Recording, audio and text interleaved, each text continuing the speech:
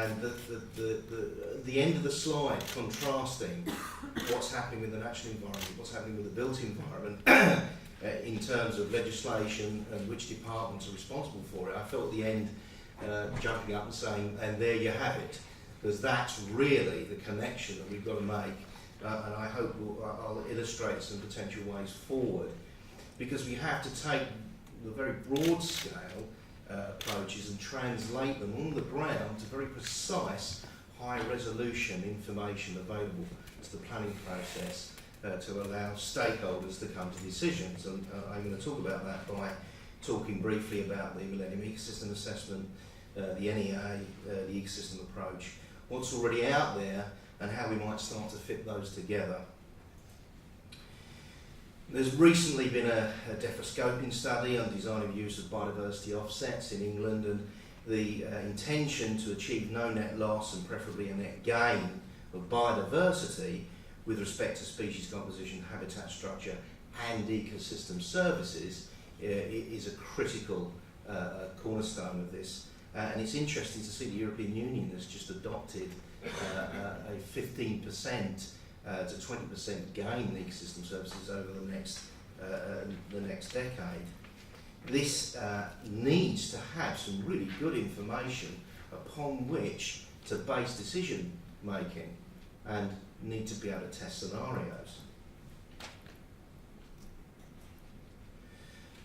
We've seen this play out in a number of fora, the Wannsee Judgment, the European Court of Justice. A plan or project may be authorised only if the competent authority has made certain that the plan or project will not adversely affect the integrity of the site.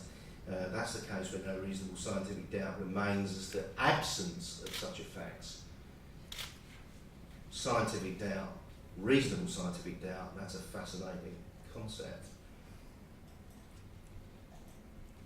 Okay. So, I'm sure many of you will be, but many won't be familiar with this rather complex diagram. I put it up there really as a symbol of what's happened in recent years, starting a decade ago, where there was an assessment of, well, what is the state of the world's ecosystems and natural capital?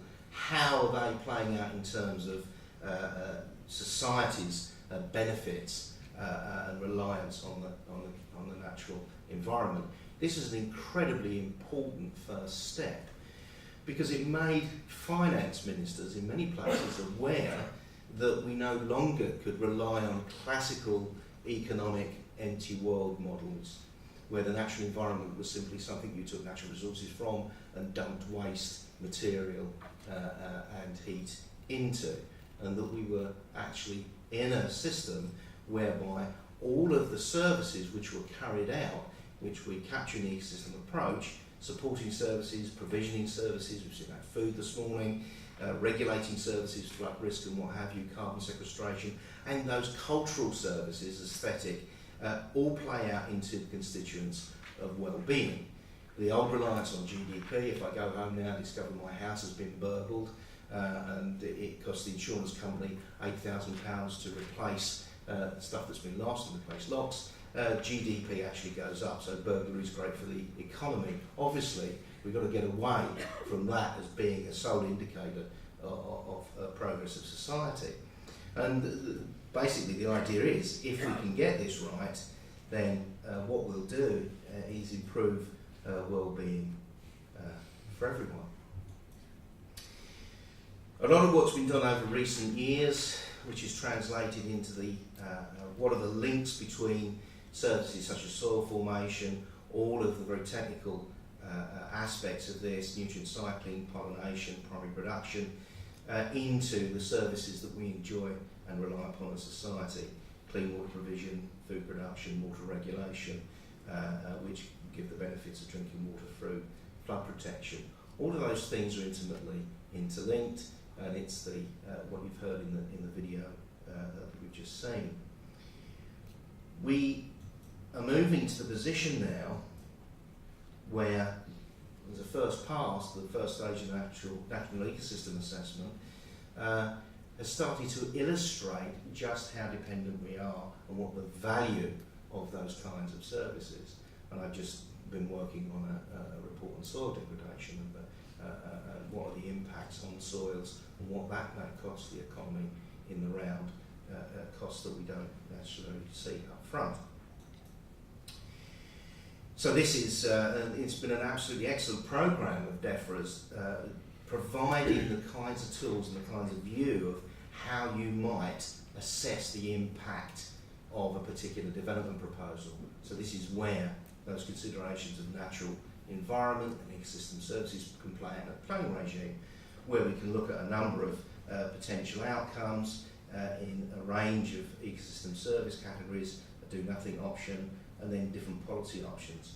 And you can score these plus or minus dependent on how much information you've got, and critically, which is a very important point I'm going to come to towards the end, at a scale of sufficient spatial resolution, allowing us to make planning decisions on individual developments.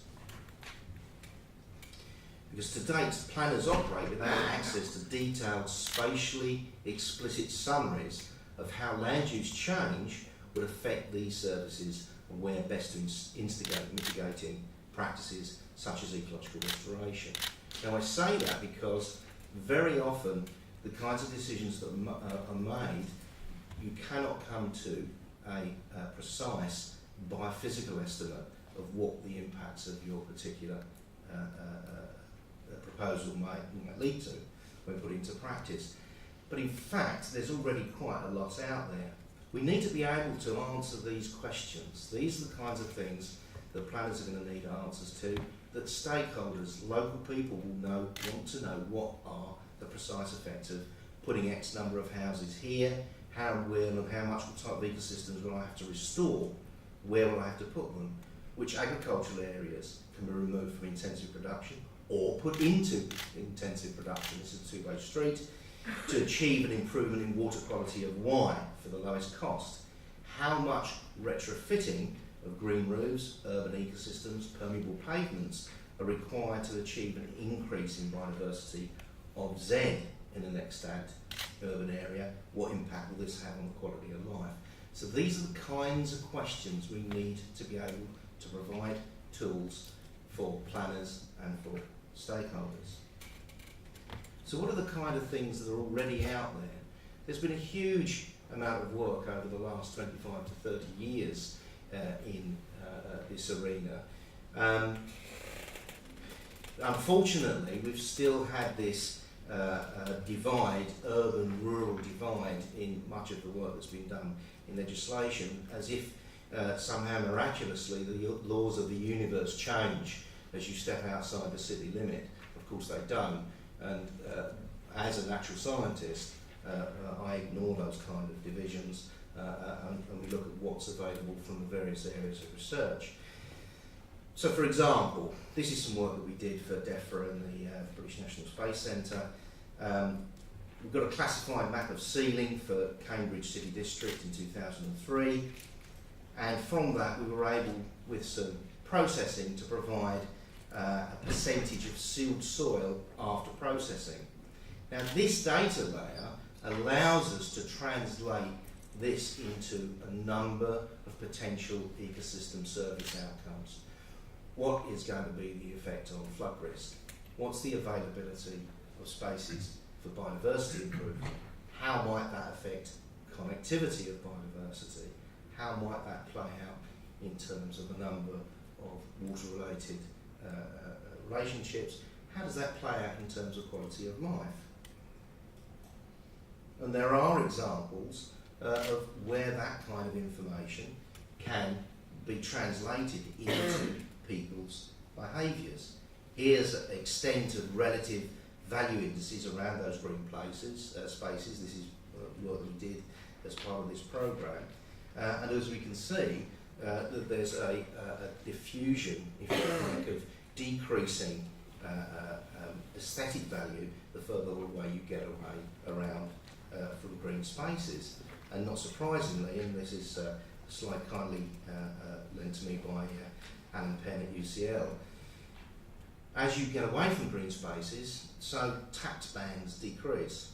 simply because people are prepared to pay more for housing near green spaces. It might seem obvious, but as a biologist who suffers from physics envy, that is an amazing relationship.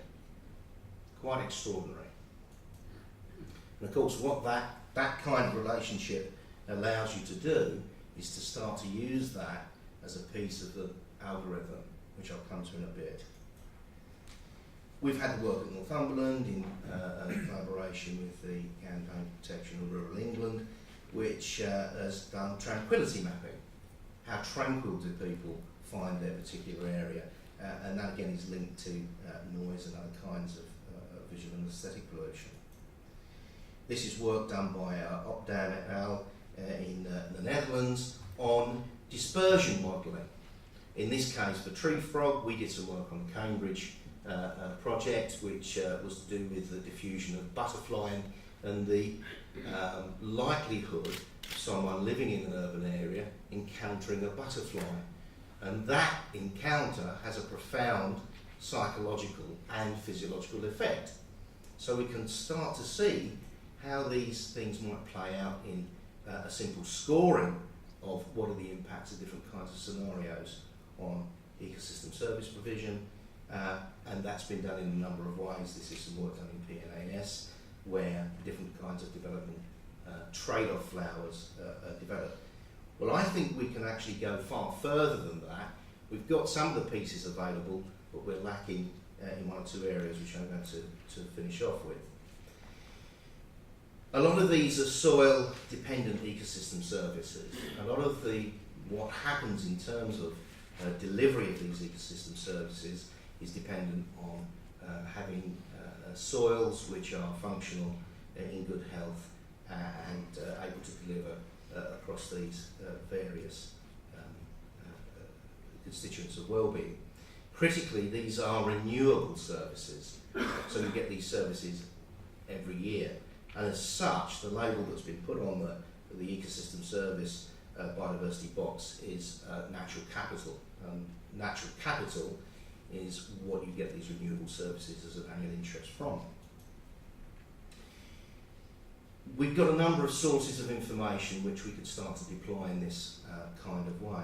We've got Soilscapes, which is based on the National Soil Map, where we have a 27-class national soil data set. And by taking from that, there'll be a test at the end for you to remember that lot.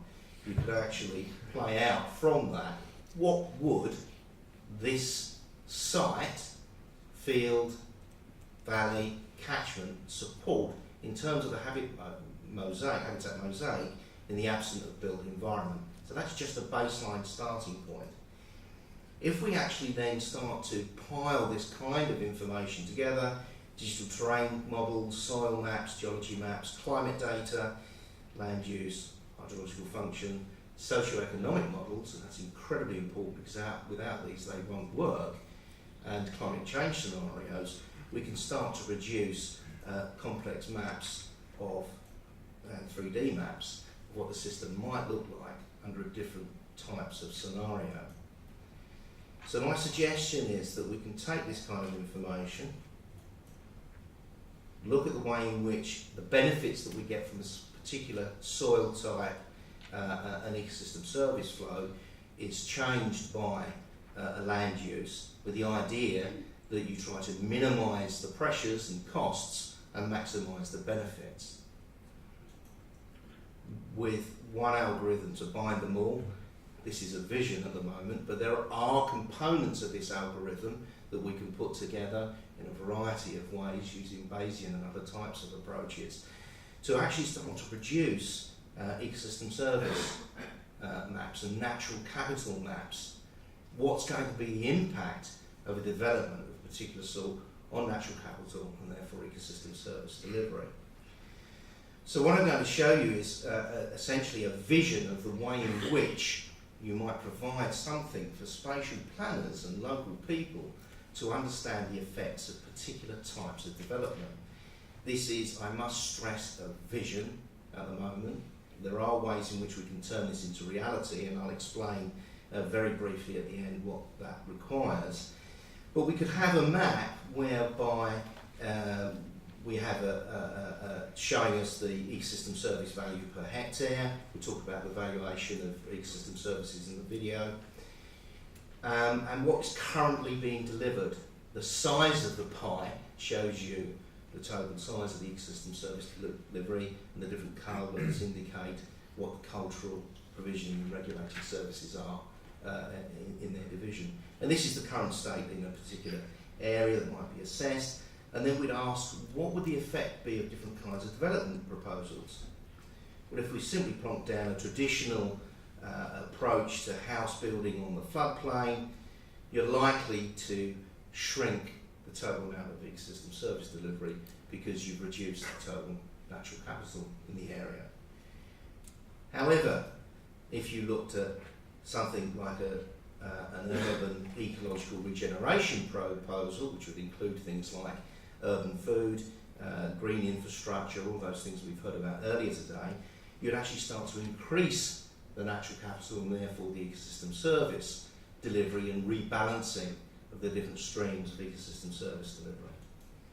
And you might want to look at a proposal for wetland restoration, for example, with a great increase in urban in sort of ecosystem service delivery.